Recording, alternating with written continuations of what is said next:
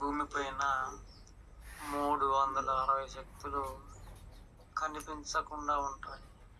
అవి మానవుల వెంట ఒక్కొక్కరి వెంట పడతాయి. కనుక దేని ప్రవర్తన దానికి విడివిడిగా ఉంటుంది. అయితే ఎవరెవరిని ఏ శక్తి ఆవరించిందో, ఎవరిని ఆవరించిన శక్తి వారిని తన విధానంలోనే ఆ మనిషిని నడుపుకుంటుంది. ఉదాహరణగా చెప్పాలి అంటే, ఒకరు క్రూరులు, ఒకరు జాలివంతులు, అలాగే ఒకడికి దాన ప్రవర్తన, ఒకడికి దోపిడీ ప్రవర్తన. ఈ విధంగా మానవులను 360 శక్తులు కూడాను వేరువేరుగా దేని ప్రవర్తనలు అది ఆ మనిషి ద్వారా సాగించుకుంటుంది. అందుకే ఒకరికి తీపి తినబుద్ధి అవుతుంది, మరొకరికి కారం తినబుద్ధి అవుతుంది. ఈ విధంగా ఎన్నో ప్రవర్తనలు ఉంటాయి. ఏది ఎవరిని ఆవరించిందో తన పద్ధతిలోనే ఆ మనిషిని వాడుకుంటూ ఉంటాయి. ఇక ఆ పద్ధతుల వలన ఆయా మానవులు బ్రతుకుల విధానం కూడాను విచిత్రమయమై ఉంటాయి. ఒకరిని ఆవరించిందేమో కష్టపడమంటుంది, మరొకరిని ఆవరించిందేమో సోమరితనంగా బ్రతకమంటుంది. అలాగే ఒకటేమో మంది సొమ్ముకి ఆశిస్తుంది, మరొకటేమో ఇతరులకు దహనం చేపిస్తుంది. ఇవన్నీ కూడాను మనము ప్రతినిత్యము చూస్తున్నవే కదా. అయితే ఇవి మనము అర్థం చేసుకోలేక తన వ్యక్తిగత విధానాలు అనుకుంటాం.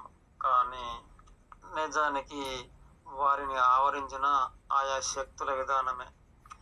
ఇది లోకాన కనిపించుతున్నా కూడా విచిత్రంగానే వినిపించుతుంది కదా. ఆ విధంగా ఆయా వ్యక్తుల బ్రతుకులు శాసించేది ఖచ్చితంగా ఆయా శక్తుల ఆధీనంలోనే ఉంటుంది.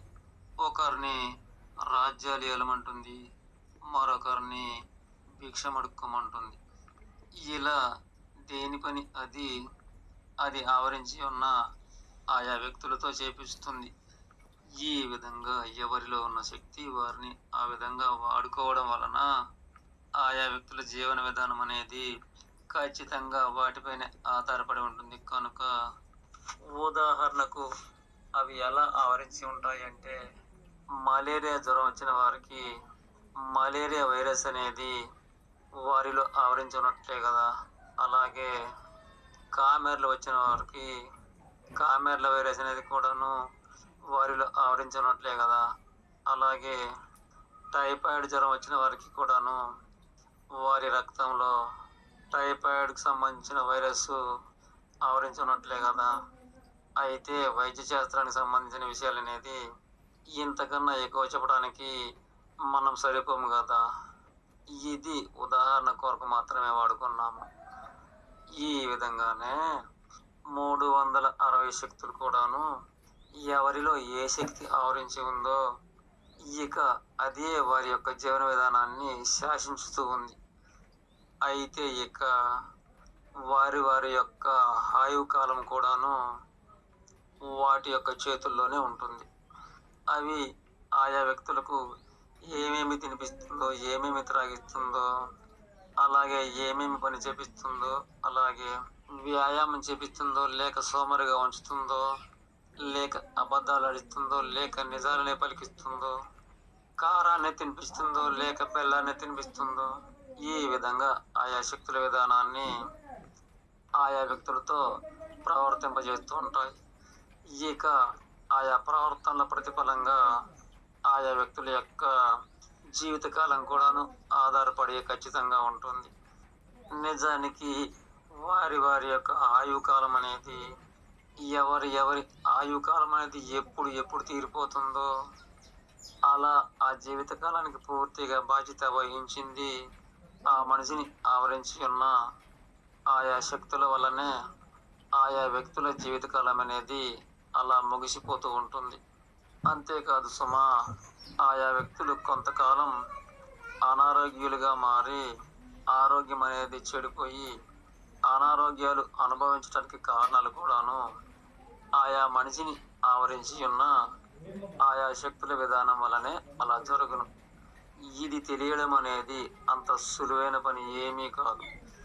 ఇందున అనంత విశ్వ సృష్టి యొక్క శాస్త్రీయ ధర్మ రహస్యం అనేది దాగి ఉంటుంది. ఇందులోని భాగంగానే మానవులు నూటికో కోటికో ఒకరు ఆత్మ హత్యలను కూడా జరిపించేది. ఆ 360 శక్తులలో అది ఒక శక్తి మాత్రమే. విశ్వము అనంతమై ఉంటుంది కదా, అందున రహస్యాలు కూడా అనంతమై మాత్రమే ఉంటాయి కదా. కనుక మానవ మాతృలమైన మనము ఈ విశ్వం ముందు మన ఆయుకాలం ఎంత, మన శరీర పరిమాణం ఎంత, కనుక కనుక ఈ విచిత్ర విశ్వ సృష్టి యొక్క రహస్యాలనేవి రవ్వంత కూడా మనం తెలుసుకునే అవకాశమే లేదు. ఇక ఉంటాను. లోక సమస్తాను సుఖినో భవంతు.